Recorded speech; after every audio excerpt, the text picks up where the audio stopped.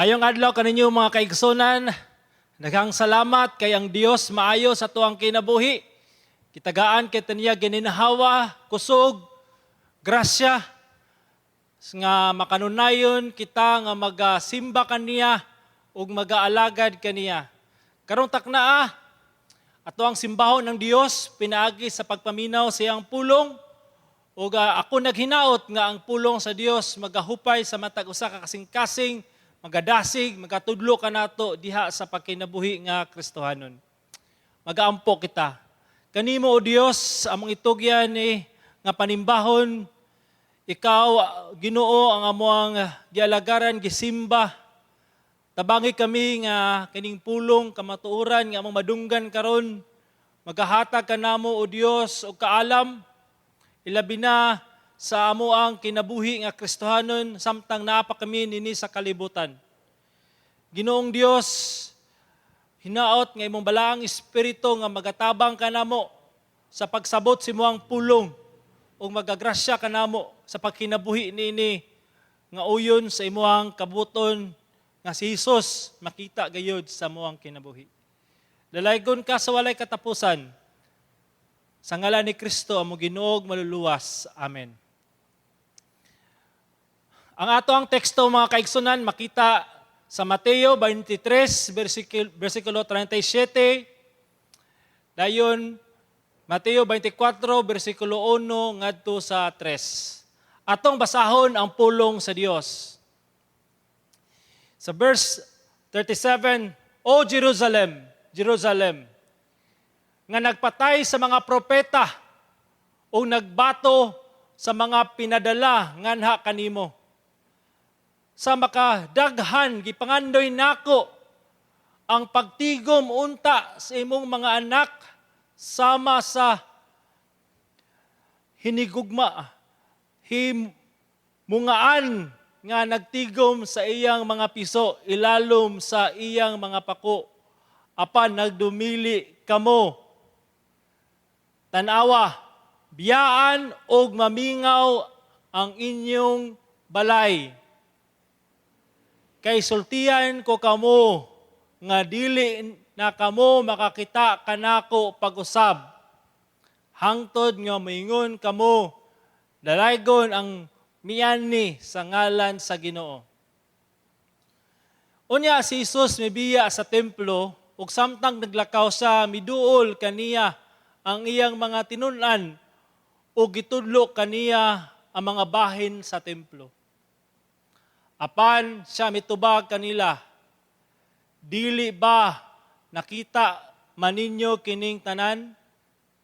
Sa pagkatinuod, sultihan ko kamo nga walay bato nga pinatong sa laing bato nga dili tumpagon.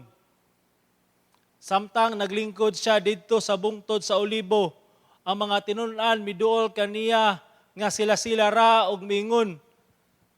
Tug-ani kami kanus aman kini mahitabo ug unsa man ang ilhanan sa imong pag-anhi ug sa pagkatapos sa kapanahunan. Ang titulo sa to ang wali karon, rason sa pagpangandam. Ako kang pangatanon igsoon, unsa may imong rason sa pagpangandam? Di ba? Importante gayud ang pagpangandam sa ato ang kinabuhi. Nganuman, kay wala man gyud ta masayod sa ugma. So kung ikaw ginikanan karon, imong andaman ang imuhang mga anak nga maabot ang panahon nga sila makaeskwela, muna nga na ay mga pagtigom, adunay mga butang nga atong ginabuhat, pagpanarbaho kita maningkamot, tungod kay mangandam kita sa maabot. Di ba? Kung ikaw estudyante, mangandam ka panahon sa exam. Di ba? Nakabalo ka nga, importante gayud ang exam so muna nga imong pangandaman, magtuon ka, magbilar, kay nasayod ka nga adunay umaabot nga exam. No? Kung ikaw usa ka magnegosyo, mangandam ka, sa imuhang negosyo nga panahon, for example, na pandemic crisis, kabalo ka unsaon pag-manage tungod kay na pangandaman. Apan, sa tinuod lang, dili tanan tao nangandam. Ang ilang panguna-huna nga, mabot ra gina, mamatay man ang tanan. Apan igsuon, alaot ang tao nga wala mangandam. Alaot ang tao nga nakinabuhi nga karon lang ug walay panglantaw sa ugma. Busa karong taknaa ato gayong susihon ng atong kasing-kasing, atong susihon ng atong kinabuhi. Isip usa ka Kristohanon, nangandam ba ikaw sa pagbalik sa Dios? Nasayod kita nga ang Ginoo mo balik kayod. Nasayod kita nga ang Dios buhi ang iyang pulong, magpabilin hangtod sa kahangturan ug maabot gayud ang panahon nga ang iyang mga saad matuman. Busa isip, mga Kristohanon, mga sumusunod niya, importante ang pagpangandam. Muna karon ang bagong series no nga ato ang iwali sa mga Domingo. Mini-series ni siya nga mag-focus sa Matthew 24, chapter 24 and 25 because kani siya manggo nagisgot sa pagbalik ni Jesus, the second coming of Christ o nindot ni kini kay di ba? Kinsa man ang dili excited sa pagbalik sa Ginoo. Di ba? Isip usa ka Kristohanon, nagdahom kita nga maabot gayong panahon nga diin ato ang makauban ang atong Ginoo ug maluluwas. So muna, karon ang ato ang tagaag pagtagad. So, madto na ta karon sa atong teksto, rason sa pagpangandam.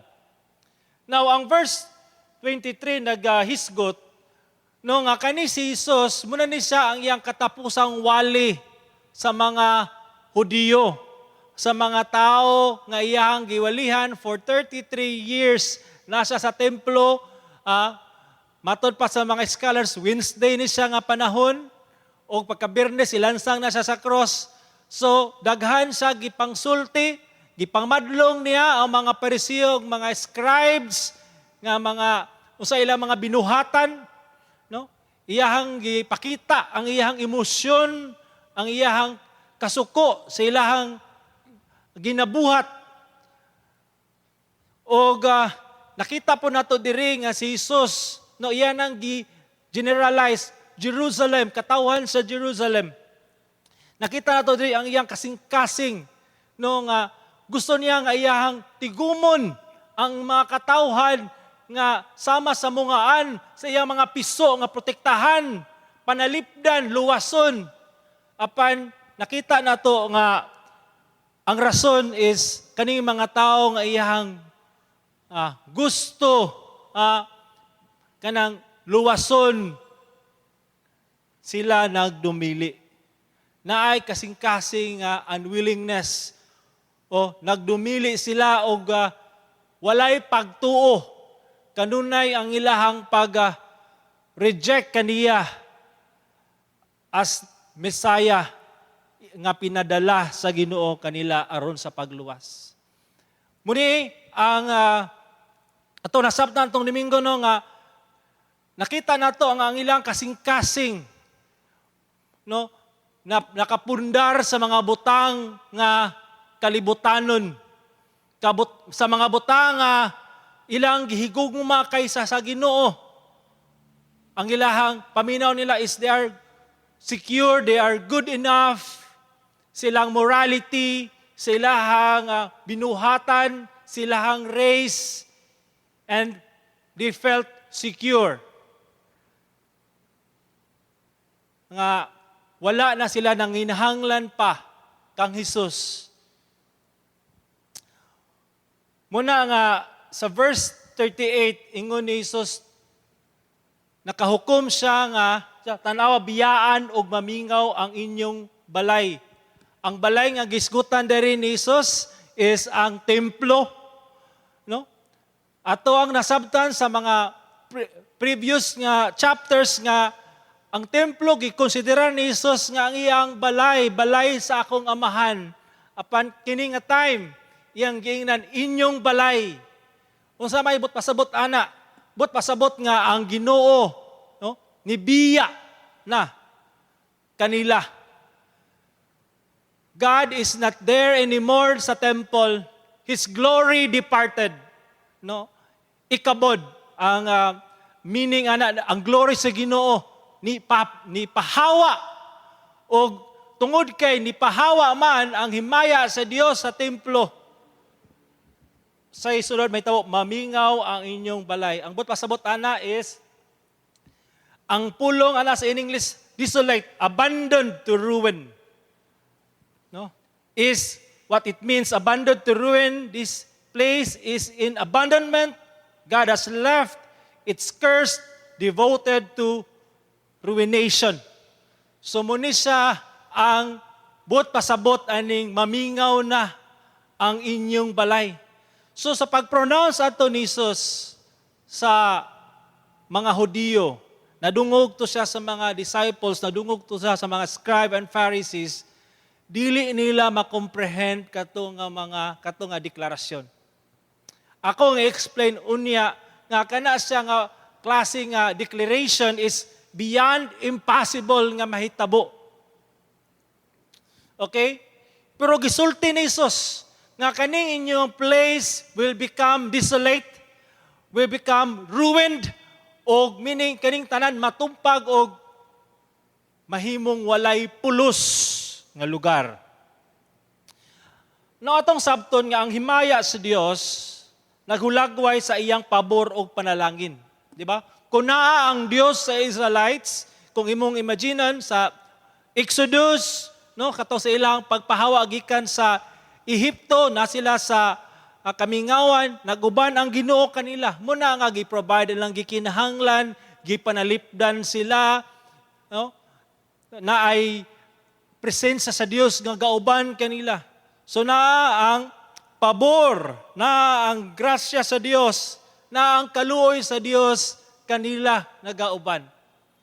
Pero once gali mingon nga mibiya ang Dios. Unsa may but pasabot ana? Ang but pasabot ana, ang pagbiya sa Dios naghulagway sa tunglo, hukom, silot o kalaglagan. Mo kana ang pinaka-worst nga mahitabo sa tao or sa usa ka nasod nga mubiya ang Dios. Kay sigurado gayud ta nga kana nga lugar, kana nga place will be ruined. Okay? Matod pa dari sa Hebrews 10:31, no, nagisgot si ang magsusulat sa Hebrew sa katong mga tao nga nakabalunas kamaturan, nakasabot na sa kamaturan, apan nagdumili gyapon sa pagtuo, pagsabmitar kang Hesus, nagpadayon gyapon ang ilahang pagkawalay pagtuo, nagwarn ang author, makalilisang gayod ang pagkahulog ngadto sa mga kamot sa buhi nga Dios. Warning na siya. Dili lang na siya sa katong nga panahon, even karon nga mga Kristiyanon, we are warned that the worst thing that ma-happen sa usa ka tawo nga ma-fall siya under the wrath of God. Dili ang bankruptcy, dili ang COVID, dili ang sakit, dili ang pagbulag sa relasyon, dili ang uban pang mga panghitabo diri sa kalibutan. Ang pinaka-worst nga mahitabo sa tao is ang hukom sa Dios, ang makalilisang hukom sa Dios, ipahamtang kaniya. That's the worst. O wala na ilaing worst niya na. So, mga kaigsunan, as we are reminded once again, let us examine our heart. No, matod pa ni R.C. Sproul, no? God's graciousness is not totally removed from any individual during this lifetime. In hell, it is. Samtang buhi pa ang tao, naapay grasya sa Dios, naapay panahon, naapay ginatawag nga kaluoy grasya, pabor sa Ginoo ang tawhana. Maski pag pait na yang kinabuhi, samtang buhi pa siya, God's grace is na pagyapon anang tawhana. God's graciousness, wala gi-remove. Pero in hell, it will be totally removed. Ang picture manggo diri sa destruction sa Jerusalem is just a glimpse of what will happen sa future ba? Sa kinabuhi sa tao, nga kanunay mag-reject ang pagkawalay pagtuo, ang pagkinabuhi nga kanunay sa dautan, ang nagsalig silang kagalingon nga paningkamot, nagsalig silang kagalingon nga abilidad, nga aron sila maluwas o walay paghigugma sa Dios, ang ila is ang paghigugma sa kalibutan. They are warned. And this is also reality for all of us. Hell is real. Ang impierno tinuod. Christ has been preaching hell so many times in the gospel. But as long as we are living here on earth, na ay chance, na pagyapon tay panahon nga gihatag sa Dios kanato to know Him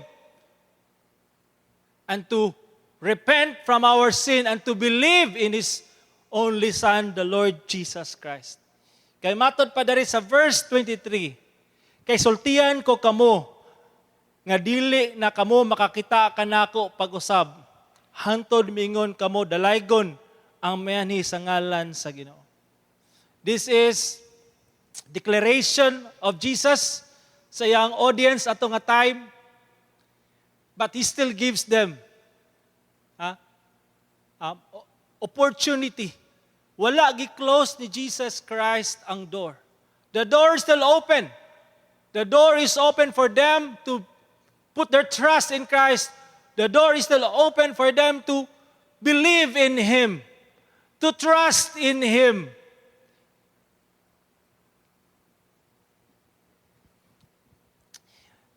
This is a reality for all of us. Now, isip mga Kristohanon, ato ang sabton nga kini no nga gisulti ni Jesus dili lang sa mga taong atong panahona.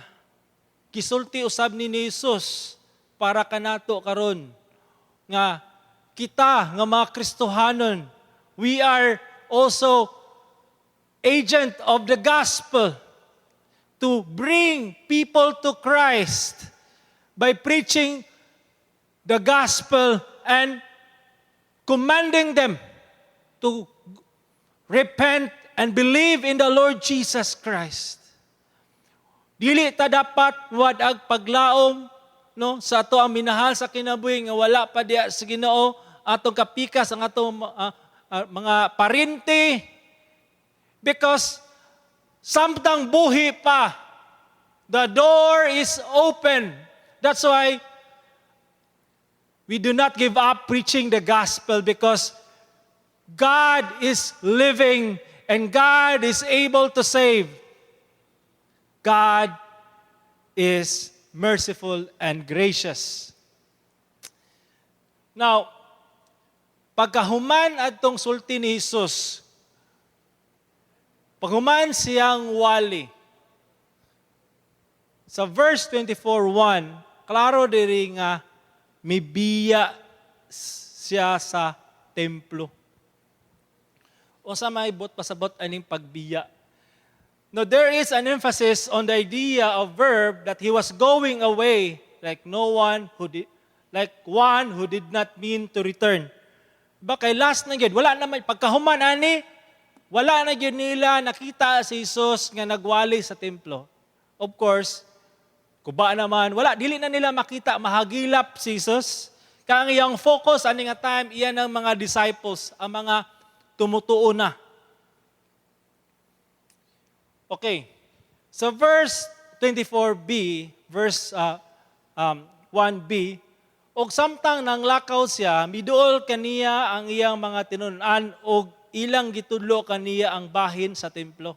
Now, timani na dunggan to sa mga tinunan ang gisulti ni Jesus nga ang templo, no, ma-desolate, magunob og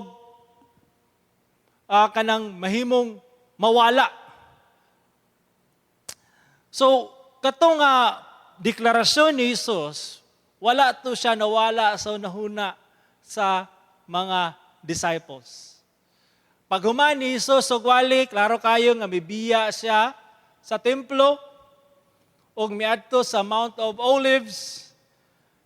And dito sa Mount of Olives, makita, no, tsada kayo ang view og makita gayod ang kanindot, ang kanabitong katsada sa templo, ang bahin sa templo og ang iyang design, structure, ang iyahang barog, ang iyahang nindot nga pormada, no, sa templo. O giingnan ni siya mga disciples, si Jesus, okay? Ilang gitudlo kaniya ang templo. Okay? So, ato sang hisgutan unsa ning temple, matod pa dari sa Britannica, the Herodian temple was again the center of Israelite life. Mo kani ang sentro sa ilahang pagkinabuhi. Okay? Mo kani ang ilahang ginatawag nga Malacanang, mo kani ang ilahang kanabitang White House, no, dari center of the Israelite life. And it was not only the focus of religious ritual, no, dili lang sa kaning center, dili lang sa espirituhanon, maskin sa economic, maskin sa political, na diha sa templo. It was not only the focus of religious ritual, but also the repository of the Holy Scriptures, okay, and other national literature, and the meeting place of the Sanhedrin, the highest court of Jewish law during the Roman period. So, imagine nimo ang templo, murag ilang Malacanang, murag ilahang ginatawag nga Supreme Court, ilahang no, nakita na to dari ang ilang meeting place. So, mga dagko nga mga posisyon sa government makita diha sa temple. Okay? So, muna inana ka importante kanila ang templo. Kung maguba ang templo, wasak ang ginatawag nga Jewish nga heritage ug maguba gayud, magunob gayud sila. No, this is a picture lang kung unsa ang templo, replika lang siya. Pero at least natay idea unsa ang templo. No, imagine nimo na 2,000 years ago makabuhat sila og inana nga klase nga architecture nga porma. Now, tagaan sa nato og para mas ma-appreciate nato unsa gining templo nga unsa katong gisulti ni Jesus nga magunob ang templo. Sa Jewish mindset, imposible. It's beyond their imagination nga kana mahitabo. Ngano man, kay matod pa dari no sa Wikipedia, napalaban ko sa Wikipedia para mas maklaraw gyud. No, ang Temple of the Mount or temple, the Herodian temple was to be 1,600 feet wide o 900 feet broad by 9 stories high. So, 9 stories. Kung imagine mo ning GCAF, nata sa second floor, na third floor. So, taas-taas gyud, no? Ang wall ani o kabaga.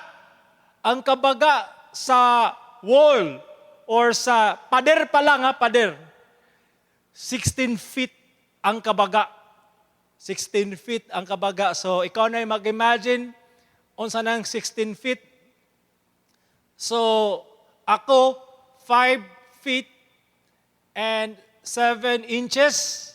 So, kung 16 feet, ikapila, 1, 2, murag ikakuan na ko, 16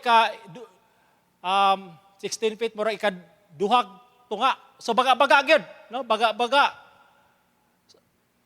So, baga-baga ang wall o tanawan pa gyud nato no nga ang matag usa sa una walay simento, walay dili ni siya para dili ni hollow block.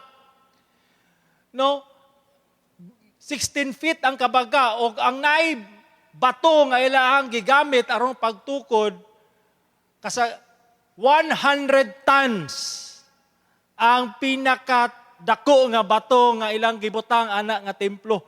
100 tons. Measuring 44.6 feet o 11 feet by 16 feet. Ang weighing, weighing approximately 567 to 600 tons. So, murag, di na to ma-imagine, no? Pero ato, kana lang ta, kanang sulay na lang o pagunahuna. While most were in range of 2.5 to 3.5 by 15 feet. So, ang pinaka-basic nga stone nga gigamit or kanang average nga stone ang pagtukod sa templo. Imagine na lang nato 28 tons kada bato.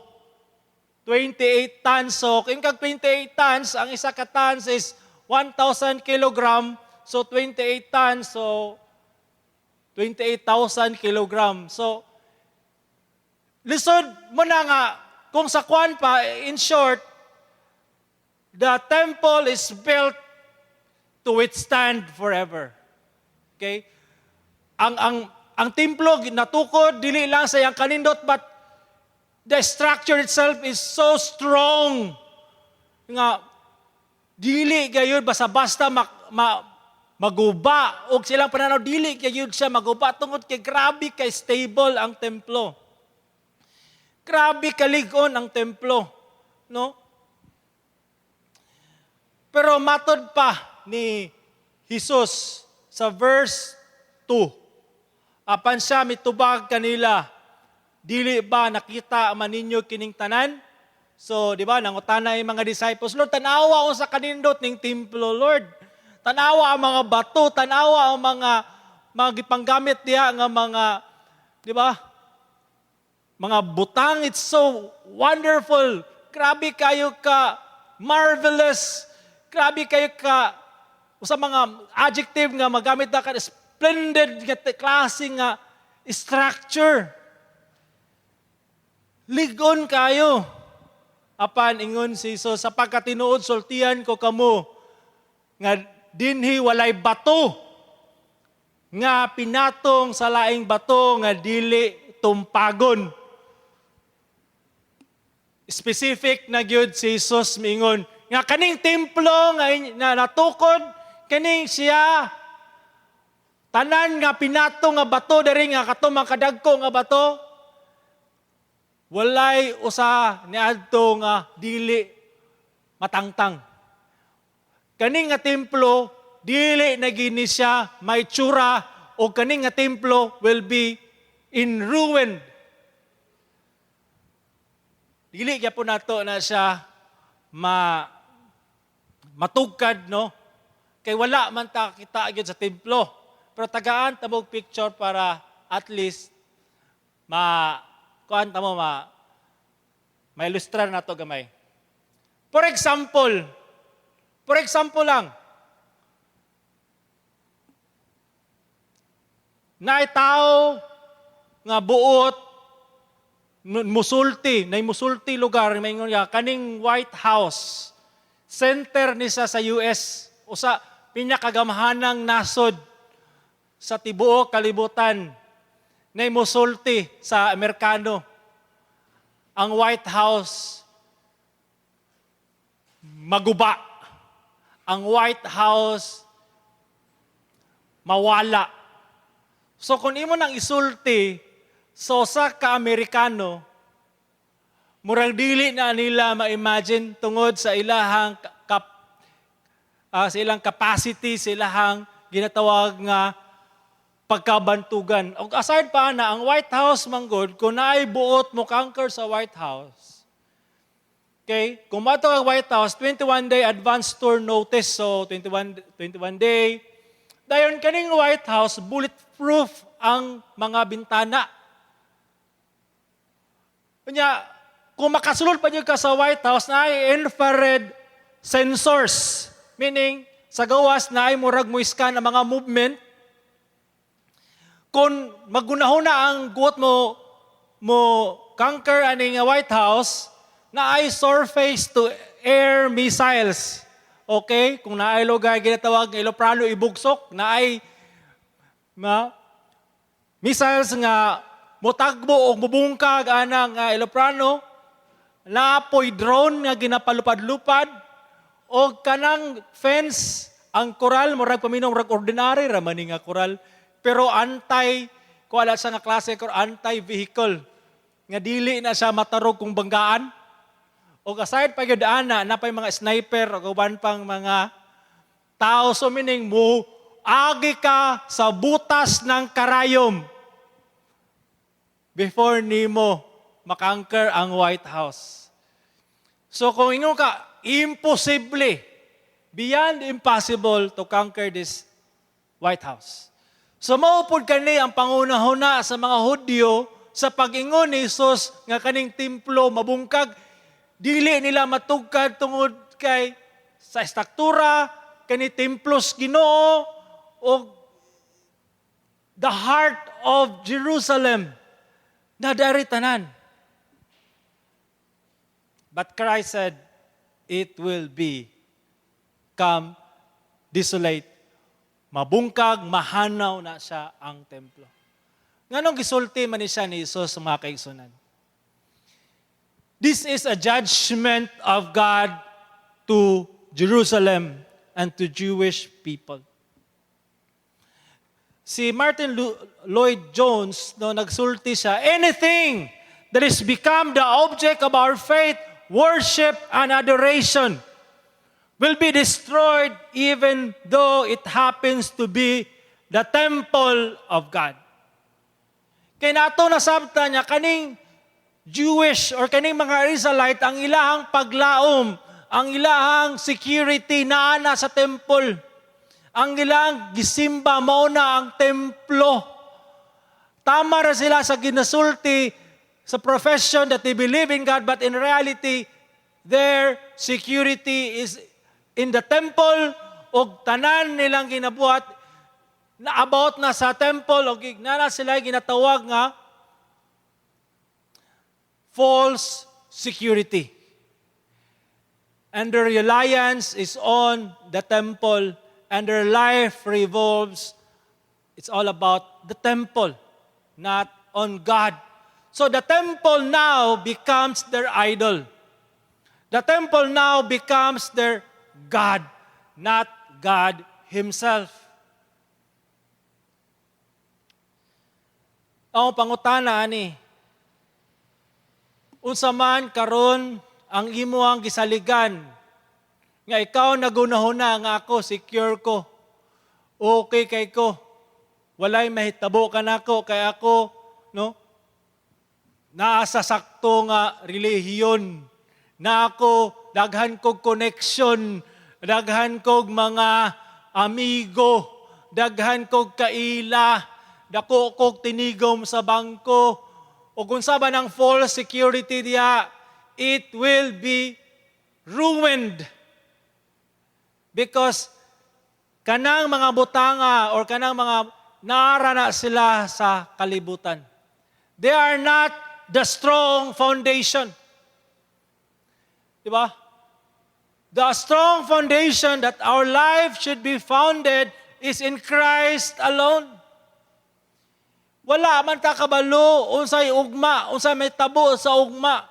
Pero kung atong hope na butang sa mga butang outside kang Christ, matod pa dali, kung ang templo sa Ginoong, no, katong templo sa Jerusalem naguba nga grabe kaligon, unsa pa kana ang mga butang sa ato ang kinabuhi nga burag pamino nato secure ta.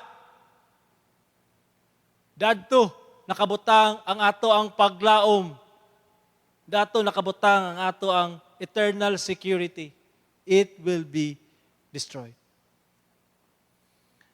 Muna mga kaigsoonano, let us examine our heart. Nga dili itang parehas aning mga Hudiyo. Nga silang una-una, wala na yung mahitabo sila tungod kay sila Hudiyo, pinili sa Dios niya, napay templo syaro, dili gid mi daot tungod kay naami niini nga butang. Tanawa diri sa 1 John 2:16. Kaya ang tanan nga naa sa kalibutan. So unsa man ang naa sa kalibutan? Tanan. Unsa man ni mga pangibog sa unod, lust of the flesh, pangibog sa mata, mga material things, garbo sa kinabuhi, posisyon, mga titles, uban pa nga mga naa sa kalibutan, nga dili gikan samahan. Unsay may tabo? Og ang naa sa kalibutan, og pangibog niini. Okay, unsa man? Mahanaw, mawala, mahanaw. Apan siya nga nagtuman sa kabuton sa Dios, magpabilin hangtod sa kahangturan. Our security is in Christ alone. Dili sa relihiyon, dili tungod kay nata sa kamakop, na dili tungod kay ako born again ko, nako di agasimba, no. Dili sa religion, but in Christ alone. Put your trust in Christ alone. He is your secure foundation. Ibutang kaniya ang imong paglaom, ibutang kaniya ang imong kaugmaon, ibutang kaniya ang imong kaluwasan. Give up trusting yourself, give up trusting the things of this world. Kaya klaro kay diri, mahanaw ang tanan. Gisulti na ni Jesus, it will be destroyed.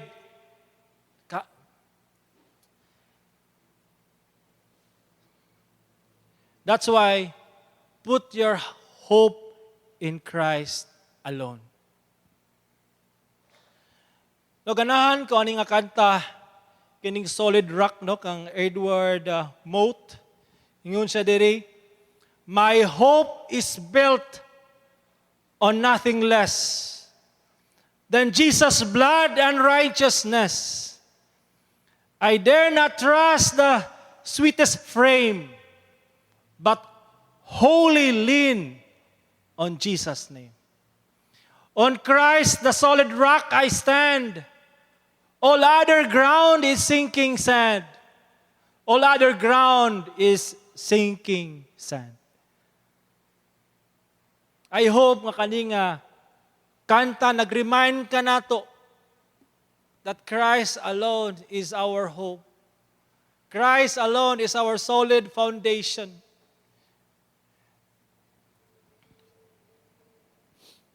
Matod pa dari sa Roma 10:11, ang tanan nga nagtuo kaniya dili gayud maulawan. Dili gayud maulawan kay ang Dios nga nagsaad. Matinud-anon ang Dios nga nagsaad, dili masayop. Ang Dios nga nagsaad, dili mausab. Gamhanan sa tanan, He is able to deliver. He is able to fulfill His plan, His promises. He is able to save.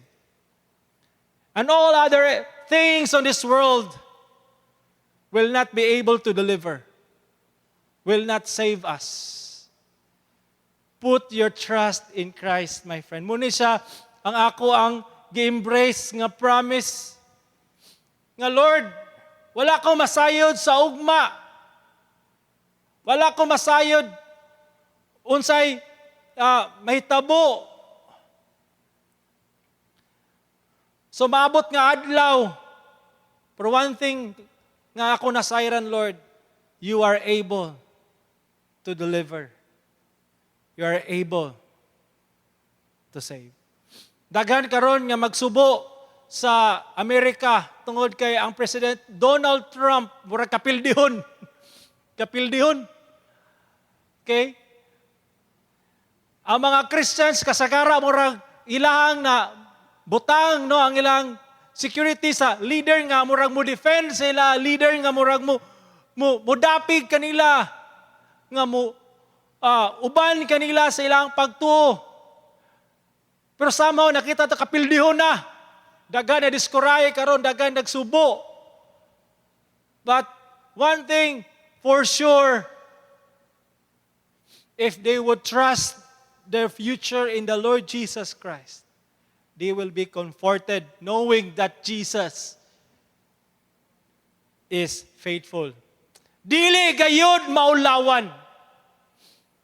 Ang tao nga nagsalig sa bang butang maulawan gayud apan ang tao nga nagsalig kang Kristo dili gayud maulawan. Matod Padrino na usa ka quote na ko ang nabasahan, trust in yourself and you are doomed to disappointment. Trust in your friends and they will die and leave you. Kay walay forever nga mga friends. Trust in money and you may have it taken from you.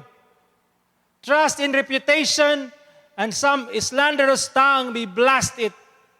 But trust in God, and you are never confounded in time or eternity. God will not disappoint. Kung daghan na kag disappointment sa kinabuhi, if you trust in Jesus Christ, wholly surrender your life to Him, and trusting His promises, trusting His plan, and you are bound to joy and peace. Balik ta sa Matthew 24. Sadya nadunggan to sa mga disciples ang prediction ni Jesus Christ sa paggunob sa templo. Ug nasayod kita nga after sa AD 70 40 years after to gisulti ni Jesus or kato nga prediction about sa destruction of Jerusalem, about sa destruction sa temple, natuman, na fulfill. Giguba sa Romano ang ilahang templo, ang Jerusalem, daghan ang mga Hudiyo nga namatay, daghan ang nakabsan sa kinabuhi, and the prophecy is fulfilled specifically. Tumpak gayon. Pero sa diyang na dunggan to sa mga disciples ni Jesus nga prediction, dili nila na sila na curious sila ug nangutana sila. Tugani kami kano sa man kini mahitabo o unsa man ang halanan sa imong paghani o pagtapos sa kapanahonan. Ang umaabot nga message mutubag ani nga mga pangutana. Pero ang ato ang tagaag pagtagad karon.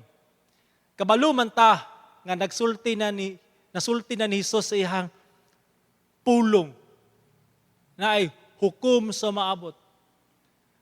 Na ay ikaduhang pagbalik. Pangutanong tiya karon, kumusta man ang imong pagpangandam? Ang pulong sa Dios sigurado gayud matuman. Busa kinahanglan kita mangandam igsoon. Kinahanglan kita mangandam.